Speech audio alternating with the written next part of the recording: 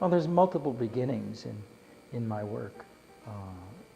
A lot of the things I do in my studio involve preparing many elements when I'm working on collages, or with the book, hours spent hefting them, so to speak. If I'm going to tear pages out of a book and call the result sculpture, it ought to be a book that I can transform effectively in my own hands. Otherwise, I've just wasted a good book.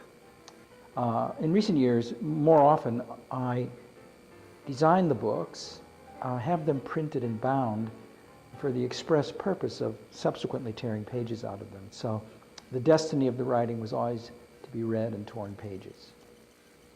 But on a given day in a studio, I won't be stacking books to see how an installation will look. I prefer to do that on site.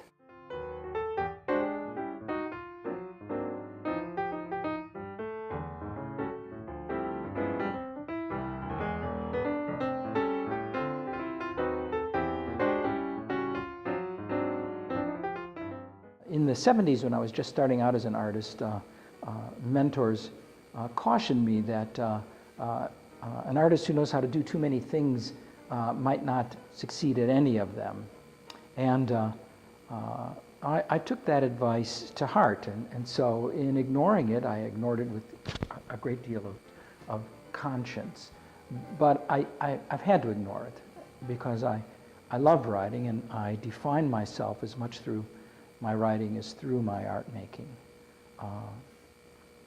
If a focus feels perfect to another artist, I should say this: I have numerous things I can focus on, and they all feel good to me.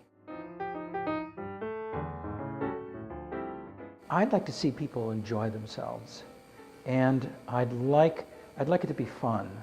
And I know from my experience that it will be harder than it looks.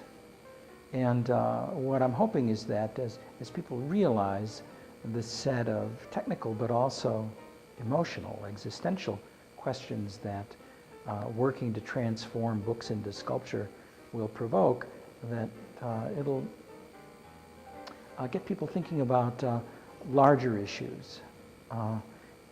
When we tear up a book, are we reenacting in miniature a problem a fate that could befall all books? I would never have thought, even 20 years ago, that the question of the end of the age of books could even be asked. Well, now it's being asked, and the effects on culture and civilization are imponderable at the moment, but that they'll be present, and that we will have to wrestle with them as a culture, as multiple cultures, I have no doubt.